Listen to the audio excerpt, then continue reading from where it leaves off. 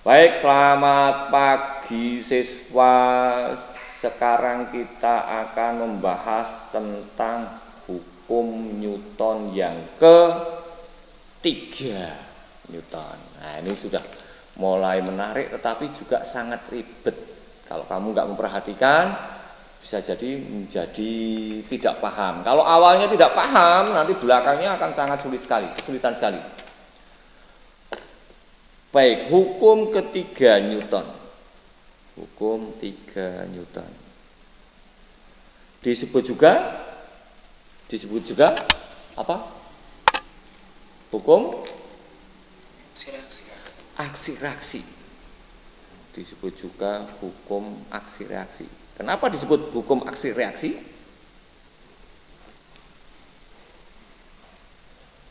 Kenapa disebut juga hukum aksi reaksi? Karena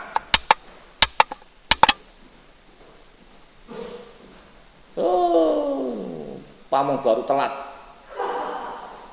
Karena F aksi sama dengan F reaksi, Pak. Karena F aksi sama dengan F reaksi. Oke. Nah, siapa yang beraksi, siapa yang bereaksi, itu ternyata itu yang jadi masalah. Contoh, kalau misalnya saja ada dua orang yang sedang dorong mendorong, orang ke satu, orang kedua. Jadi kalau kasus kayak gini, siapa yang mendorong dan siapa yang didorong? Ayo.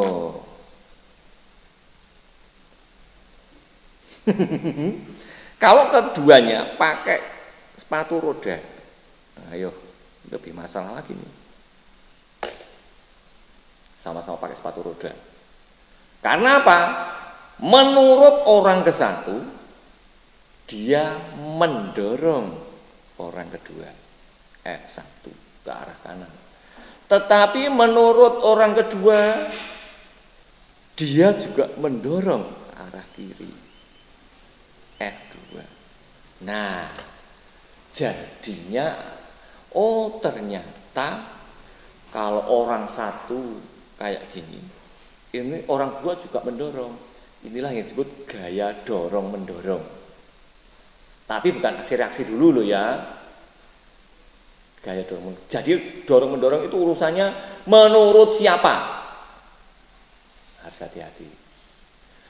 Tetapi sekarang kalau saya tutup salah satu, set. Saya tutup salah satu, set. Kalau orang pertama mendorong ke arah kanan, orang pertama, ternyata dia juga akan mengalami reaksi terdorong ke arah kiri. Nah, ini merasa terdorong ke arah kiri. F reaksi. Nah, besarnya kebetulan sama dengan F2.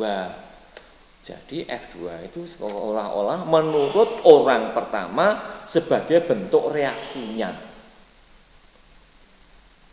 Jadi otomatis F1 dan F2 hasilnya besarnya akan menjadi sama besar pada saat dorong-mendorong. Tetapi percepatannya bisa jadi beda, tergantung antara orang satu dan orang dua gedean siapa.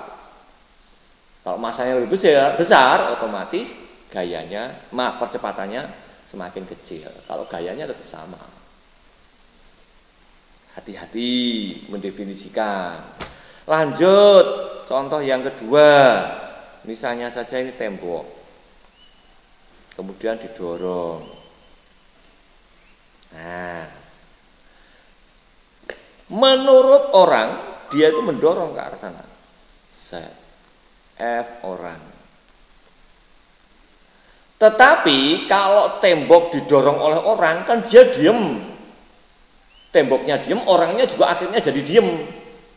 Nah, otomatis kalau dia mendorong ke arah kanan kok dia diem, berarti tembok ini memberikan reaksi ke arah kiri. F reaksi oleh tembok. Nah, hati-hati. Saya ulangi. Ada orang mendorong tembok. Oh, berarti orang ini memberikan gaya ke arah kanan. Tetapi kok ternyata temboknya diem, orangnya juga diem. Oh, berarti kalau orangnya diem dan temboknya diem, berarti A-nya sama dengan 0. Kalau A-nya sama dengan 0, V-nya sama dengan 0, oh berarti sigma F-nya harus 0. Berarti gaya orang harus sama dengan ada gaya yang lain, yang disebut gaya reaksi oleh tembok.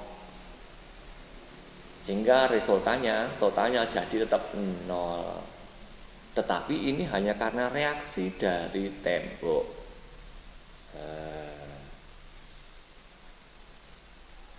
Dan itu tetap harus dihitung. Karena resultannya juga akan menjadi sama dengan 0. Lagi. Kita cari lagi. Sekarang ini langit-langit. Kemudian ada benda digantung. Nah, ini mulai agak ribet. Karena apa? Benda ya digantung, dia tetap fix di situ. Oh, ternyata dia punya gaya berat. Weight. Gaya berat ini kenapa bisa karena ada gaya berat? Karena dia ditarik oleh bumi. Gaya berat oleh bumi. Tetapi menurut bumi tidak demikian. Kalau menurut bumi, dialah yang ditarik ke atas oleh benda. Nah, F gravitasi. Gaya gravitasi.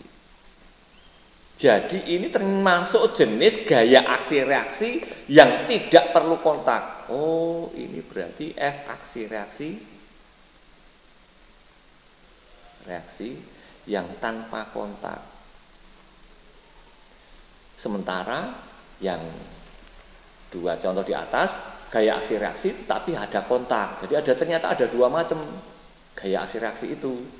Gaya reaksi ada kontak, gaya aksi reaksi tanpa kontak.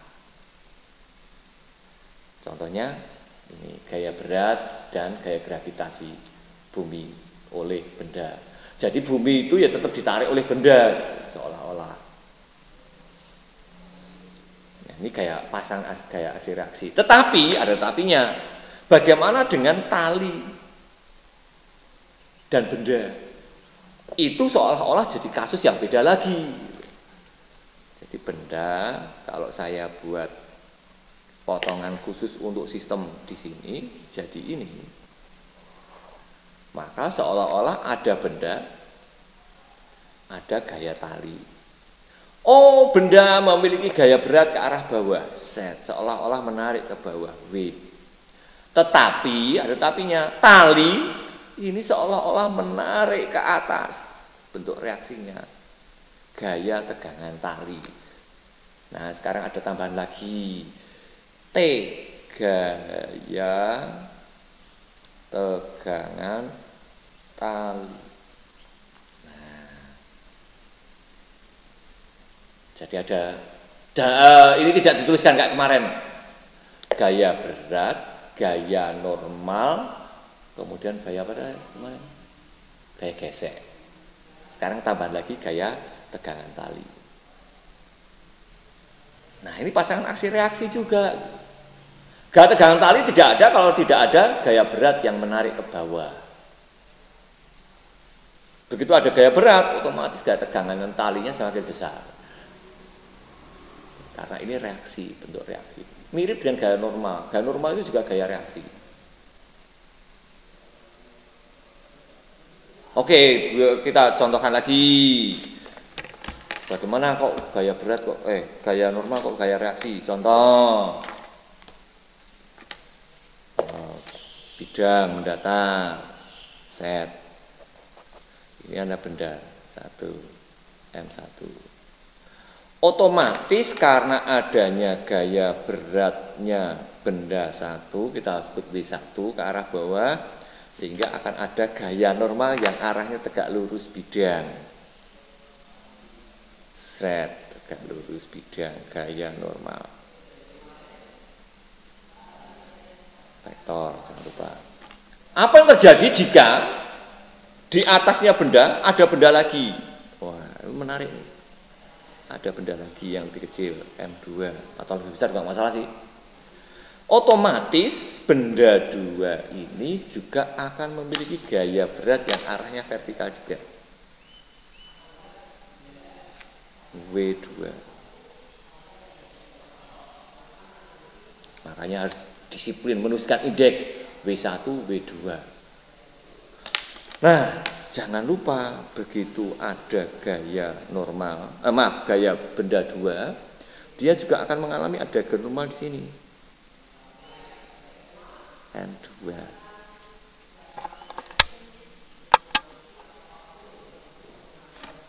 Nah, terus yang dirasakan oleh benda 1 otomatis juga akan ada beban di situ oleh benda 2. Kita sebut saja yang arahnya kemana? Arahnya juga akan ke bawah. Nah, ini mulai asik nih. Mana bolpenku yang warna satunya lagi? Aduh. Aduh, nggak ketemu. Oke, spidol lagi, spidol. Kita sebut saja ini juga menurut benda 2, benda 1, dia juga akan ada gaya normal. N2 aksen. Oh, jadi menurut benda 2 seolah-olah dia punya gaya berat W2 dan ada gaya normal N2 saja. Ini menurut benda 2, menurut M2. Tapi menurut M1 kalau saya pisahkan ke sini, dia punya gaya berat vertikal ke bawah W1, terus dia punya gaya normal, arahnya tegak lurus bidang ke atas, normal. Ini N1, tapi juga ada N2 ke arah bawah. Nah, ini yang dirasakan oleh benda 1. Yang dirasakan. Ini yang dirasakan benda 2.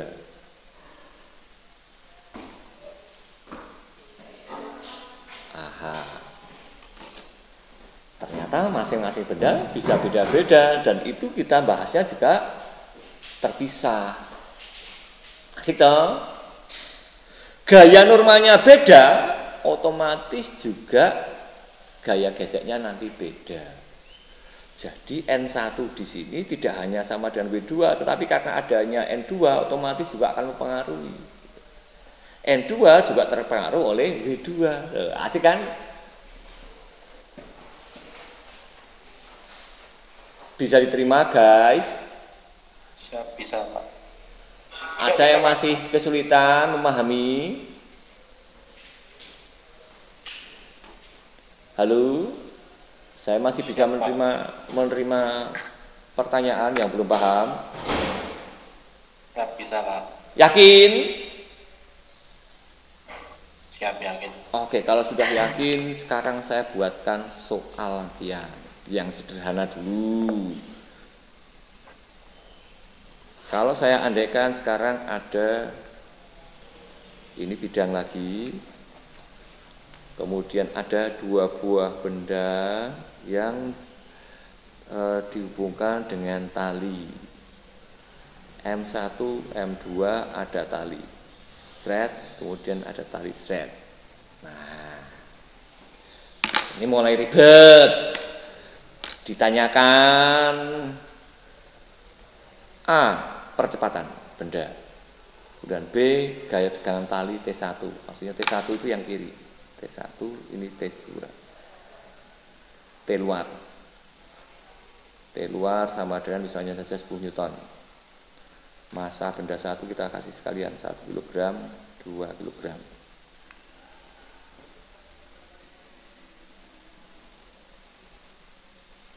Oke.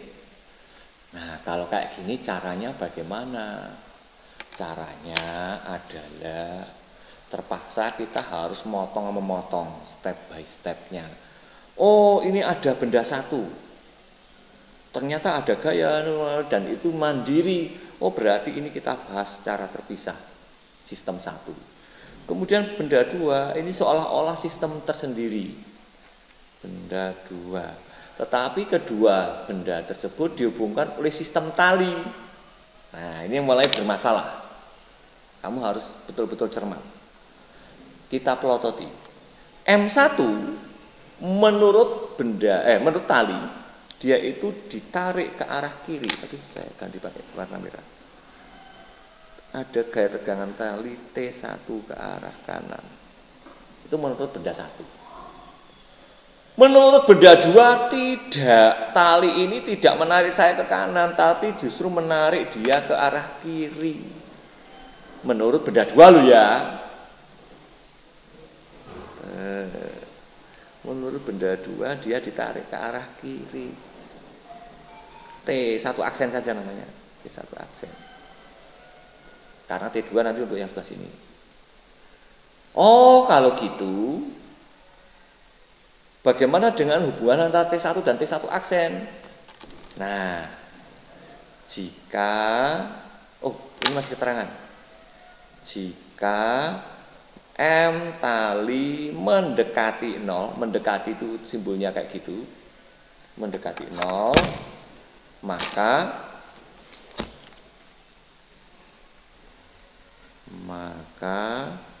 T1 akan menjadi sama dengan T1 aksen. Karena kalau talinya pakai rantai misalnya, otomatis dia akan memberikan beban tambahan lagi. Tapi sekarang kita hanya pakai benang, seolah-olah meshless, tidak punya massa.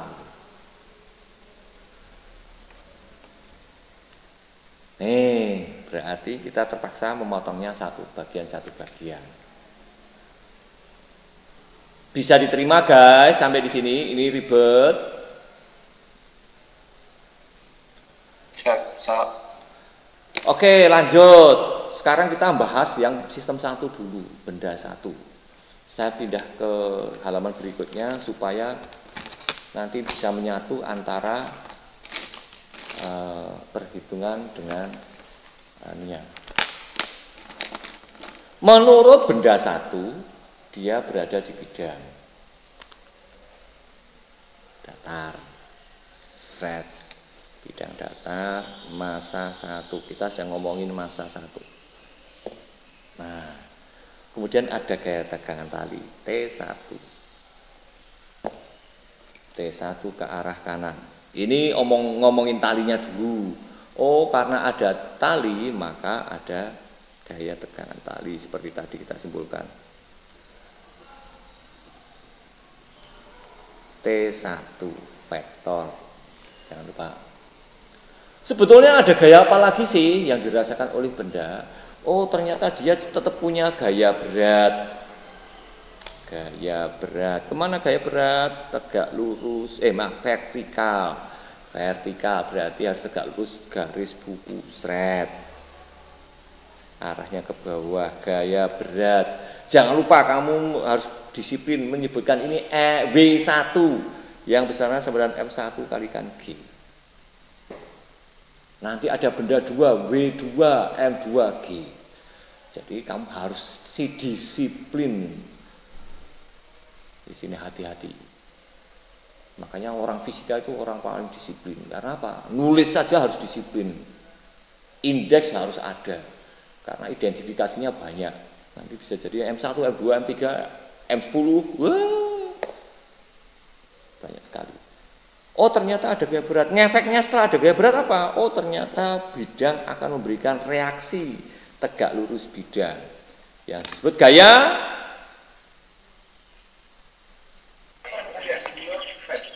apa? Gaya normal tegak lurus bidang. Nah, Gaya normal. Di manakah letak gaya normal? Di bagian pantatnya.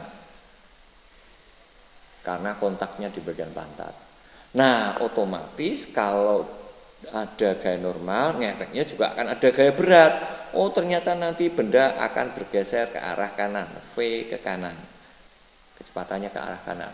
Kalau V-nya ke kanan, maka gaya geseknya ke arah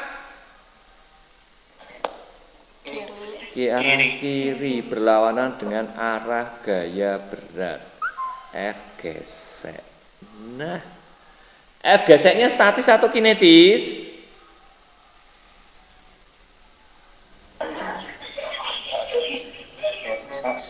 Kalau bendanya diam, statis. Kalau bendanya bergerak berarti harus kinetis.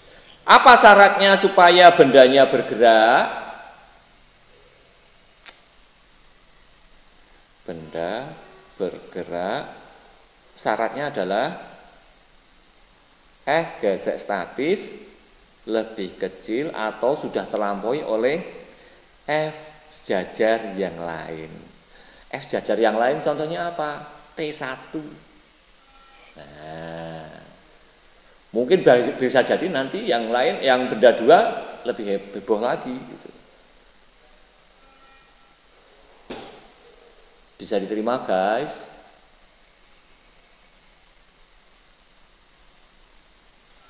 Kalau F statis, ya, kalau F statis sudah terlampaui, maka F statis diganti jadi F kinetis yang besarnya mu kinetis kali gaya normal. Seperti yang kemarin. Kita coba sekarang hajar satu persatu. Oh, ternyata ada komponen tegak lurus, ada komponen sejajar bidang. Berarti kita menerapkan hukum 2 Newton untuk komponen yang tegak lurus bidang dulu. Oke, kita lihat sigma F tegak lurus sama dengan M kalikan A tegak lurus. Oh, ternyata benda hanya bergerak sejajar bidang. Karena benda hanya bergerak sejajar bidang, maka A tegak lurus sama dengan 0. Kamu tulis di sini, karena benda hanya bergerak sejajar bidang tok, maka A tegak lurus sama dengan 0. Dan A sejajar sama dengan A. Seperti yang kemarin-kemarin lagi. Lanjut, siapa saja yang ke arah tegak lurus bidang? Yang tegak lurus bidang berarti yang ke sini. Berarti ada siapa saja?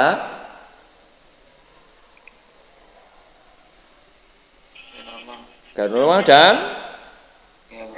gaya berat V1. Oh, ini sama dengan 0. Oh, kalau gitu gaya normal. Maaf, ini kita karena nanti ada gaya normal 1 dan 2 kita lengkapi. Oh, kalau gitu gaya normal 1 sama dengan W1. W sama dengan M1 kalikan G. Berarti sama dengan M1 kalikan G juga. Nah, gaya normal buat apa? Mencari gaya gesek. Oh, kalau gitu F gesek kinetis sama dengan mu kinetis kali gaya normal 1. Sama dengan mu kinetis kali M1 kalikan G. Aha, gaya geseknya udah dapet. Kita hajar lagi hukum 2 Newton untuk komponen yang sekarang yang sejajar bidang. Siapa saja yang sejajar bidang? Oh, hukum 2 Newton, F sejajar sama dengan M kalikan A yang sejajar bidang. Oh, ternyata A sejajar sama dengan A benda. Berarti ini sama dengan M kalikan A benda, tanpa ada embel-embel lagi.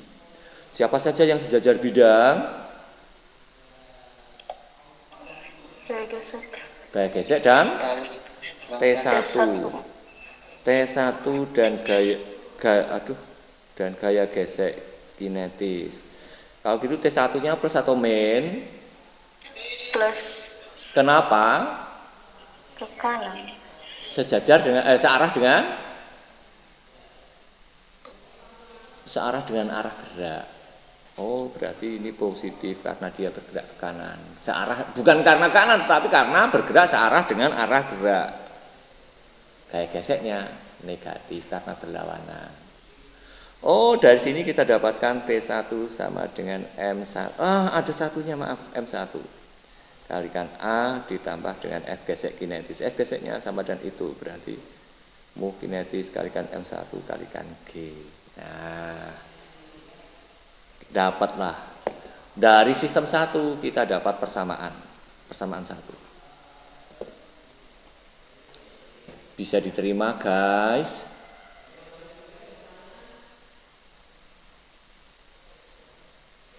Halo? Saya bisa, Pak. Saya bisa, Pak. Oke, lanjut. Sekarang kita lihat sistem benda 2. Nih, ini mulai ribet lagi. Penuh dengan keribetan ini kayaknya. Benda 2 di bidang datar juga.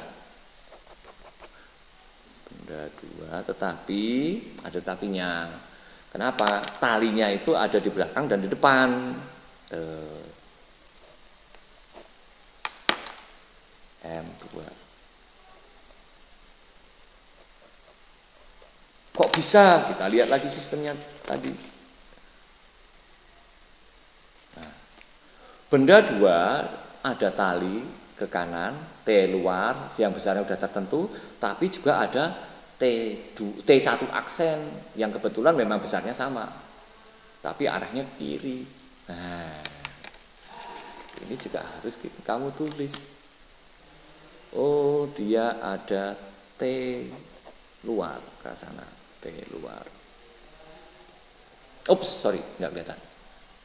Kemudian juga ditarik ke arah kiri oleh T1. Kita hajar langsung sama dengan besarnya T1 berdasarkan kesepakatan tadi. T1 vektor. Tetapi dia punya massa, oh berarti juga pasti punya gaya berat. Punya W1 juga. Oh maaf, bukan W1, W2 karena benda 2. Besarnya sama dengan M2 kalikan G. Nih, hati-hati menuliskan indeks. Karena ada gaya berat, otomatis ngefeknya ada gaya normal juga di bagian pantatnya karena kontaknya di bagian pantat. Gaya normal 2, jangan lupa. Nah, ini mulai keren ini. Tegak lurus bidang. Sampai di sini ada masalah? Tidak. Kalau tidak ada, Tidak, Pak. Man, Pak. kenapa? Tidak, Pak. Oke, kita hajar hukum kedua Newton untuk komponen tegak lurus bidang dulu. Sigma F tegak lurus bidang sama dengan M kalikan A tegak lurus. Oh, A tegak lurus sama dengan 0 juga. A tegak lurus sama dengan 0 karena benda hanya sejajar bidang tok. Maksudnya ini nanti benda 2 hanya akan berjalan ke arah sana, V2 vektor. Nah, kalau gitu pasti akan sama dengan 0. Siapa saja yang kalah tegak lurus? N2 dan W2 negatif karena ke bawah. Oh, kalau gitu N2 sama dengan W2 sama dengan M2 kalikan G. Nah, masih seperti yang dulu kala. Gaya geseknya juga pasti akan ada. Oh, gaya geseknya kemana nih? Saya lupa nih, belum menuliskan. Gaya geseknya ke arah mana? Kenapa ke arah kiri? Berlawanan dengan ke arah gerak. Oh, ternyata benda bergerak ke arah kanan, maka gaya gesek ke arah kiri. Di manakah letaknya gaya gesek?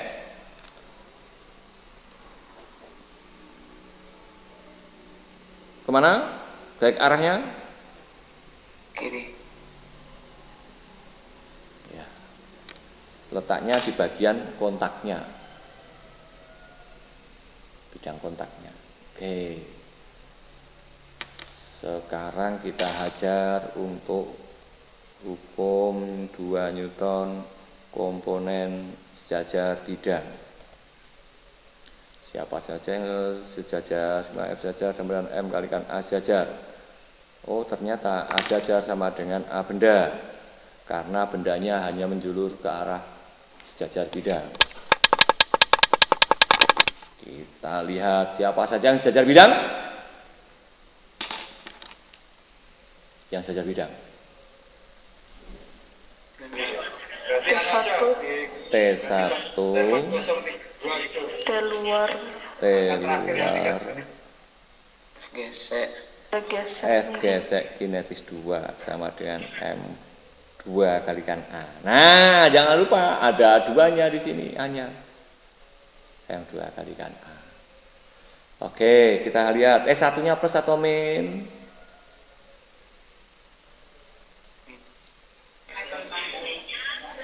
Lihat arahnya. Oh, arah dan arah berarti bernilai plus karena searah dengan arah gerak. Oh, maaf, T1-nya yang ini ya? iya T1-nya berarti minus karena berlawanan. Dan ini yang ini, oh ini T luar, maaf. T luarnya yang positif karena dia searah dengan arah gerak. Nah, F gesek kinetis 2 minus karena berlawanan dengan arah gerak ya, arah ya berarti ini minus kayak gitu. Oke, sekarang kita lihat T1-nya tadi sudah kita dapat, jangan lupa di sini. Oh, T1 kita sudah dapat di sini. Berarti T1 ini bisa kamu tarik ke arah situ. Set T1. T luar kita sudah punya di soal. F geseknya sudah dapat belum? Oh, F gesek berdasarkan gaya normal kita sudah tahu juga. Kalau gitu sekalian kita cari F gesek kinetis 2 sama dengan mu kinetis kali N2. Sama dengan mu kinetis kali N2-nya sama dengan M2 kalikan G. Ini F gesek kinetis 2 dan ini kita bawa ke persamaan, masukkan ke sini. Nah, inilah gunanya coret-coret. Kamu kalau mencoret kayak gini kan akhirnya jadi tahu, oh gimana sih T1-nya? Dari mana sih asalnya? T1 yang ini. T1 yang ini kamu masukkan ke situ. F gesek kinetisnya bagaimana? Dari situ diseret ke sini. Nah, coret-coret kayak gitu. Sehingga jangan lupa sekarang ada negatifnya di sini. T1-nya ada negatifnya sehingga kamu harus kurung. M1 kalikan A ditambah mu kinetis kalikan M1 kalikan G kurung tutup karena ini ngomongin T1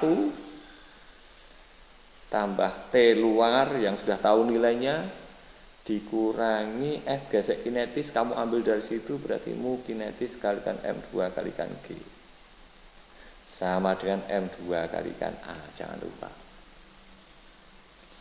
Kemudian oh, di sini ada yang menarik. Di sini ada A, di situ A. Nah, berarti A-nya harusnya sama tuh. Tetapi di sini masih ada minus. Kurung, bongkar dulu kurungnya.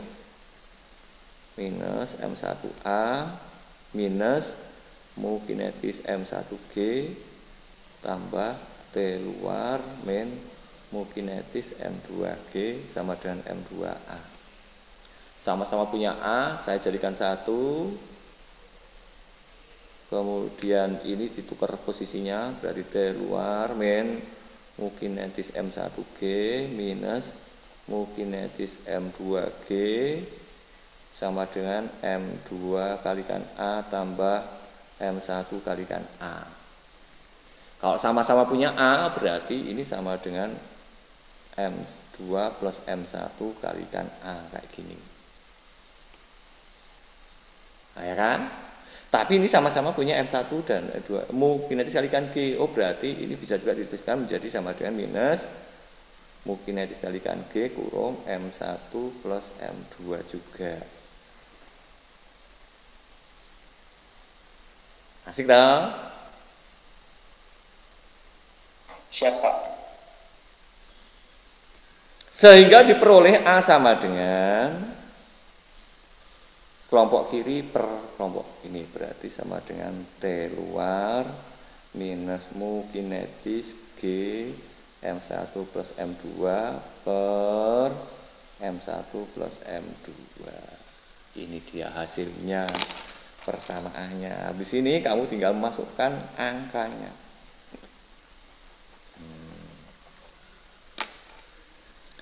T luar sudah ada. T luar sudah ada, mu kinetis ada, percepatan gravitasi 10 meter ada, M12 ada semuanya, berarti ketemu A. Terus kalau mencari T-nya 1 bagaimana? A-nya sudah ketemu, kembalikan lagi ke persamaan T1. A sudah ketemu, M1 ada, mungkin ada, ketemu T1. Berarti pertanyaannya diutamakan cari A-nya dulu. Setelah ketemu A, baru tegangan talinya ketemu. Jadi soalnya ini secara tidak langsung sudah diarahkan, kamu cari dulu A-nya dulu, baru ketemu T1. Kamu nggak akan bisa ketemu T1 kalau A-nya nggak ketemu. Kenapa? Lihat lagi persamaannya. T1 sama dengan masih fungsi A. Jadi kalau A-nya nggak ketemu, maka T-nya nggak ketemu. Nah, sampai di sini bisa diterima, guys. Selanjutnya kamu hanya memasukkan angkanya. Tapi yang penting adalah bagaimana ketemu persamaan ini.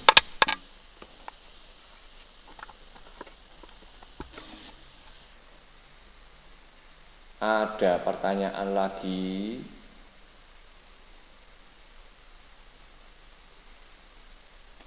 Tidak, Pak.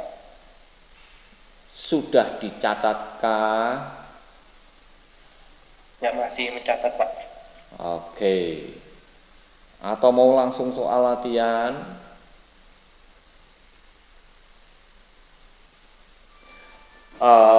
Baik, kalau gitu saya cukupkan sekian dulu untuk yang sekarang. Terima kasih. Selamat pagi. Baik siswa, sekarang kalau ada soal kayak gini terus gimana caranya membahas? Nah, kalau ada soal seperti itu, maka langsung saja kita coba selesaikan di TKP. Jadi kita fokus di sini. Seolah-olah sistem terurai menjadi sistem di sini dan sistem yang ini. Oke, kita sebut saja di sistem 1, sistem 2. Di sistem 1, benda ada benda 10 Newton. Oh, sudah diketahui 10 Newtonnya nggak masalah. Sebetulnya dia dikatakan kenapa dikatakan ada 10 Newton? Karena ada gaya berat W1 yang besarnya sama dengan M1 kalikan G sama dengan 10 Newton. Berarti bendanya seolah-olah 1 kilogram. Oh, berarti dia seolah-olah ada gaya ke arah atas, ada gaya tegangan tali T1. Ini di sistem 1. Sistem 1. Nah, di sistem 2 sekarang agak ribet. Karena apa? Ada persimpangan tali. Serong ke sana, dan serong ke sini. Nah, di tali yang di sini, ini kan antara tali yang ditarik ke bawah dan ke atas kan tergantung siapa yang dirasakan. Oh, menurut tali yang ada di situ, ini kan tali yang di bawah seolah-olah dia diseret ke arah bawah sama dengan 10 Newton, sama dengan W1 sama dengan 10 Newton. Tetapi menurut yang di atas tidak, dia ditarik ke arah atas, T2 yang besarnya sama dengan T1. Tetapi kalau pada saat kita membahas yang di sini, oh seolah-olah talinya ini yang mengarah ke bawah, ini besarnya sama dengan T1 yang sama dengan 10 Newton. Karena yang T1 yang ini sama dengan T1 yang itu. Nah, tetapi T yang lain juga besarnya beda karena arahnya beda. Kita sebut saja ini T2 dan T yang lain menyesuaikan T3. Aduh, T3 ke sana. Vektor jangan lupa.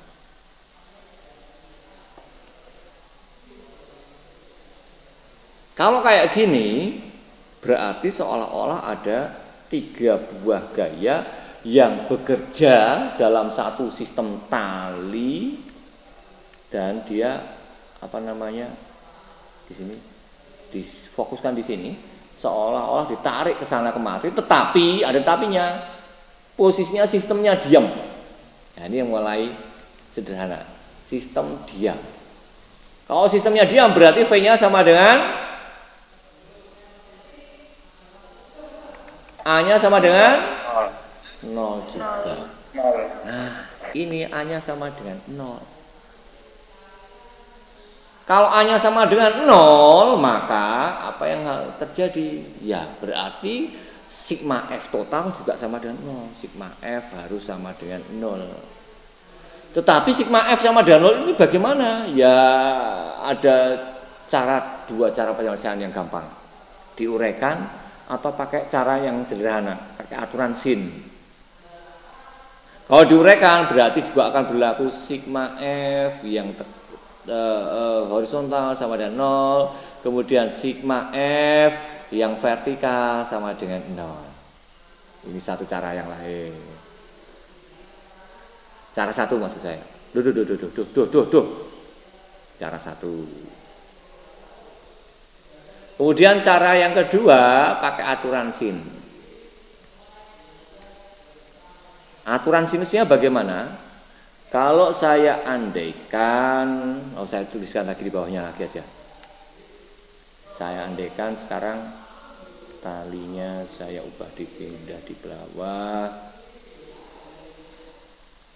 dan diketahui sudutnya masing-masing. Yang ini sudutnya misalnya saja alfa, beta, dan gamma.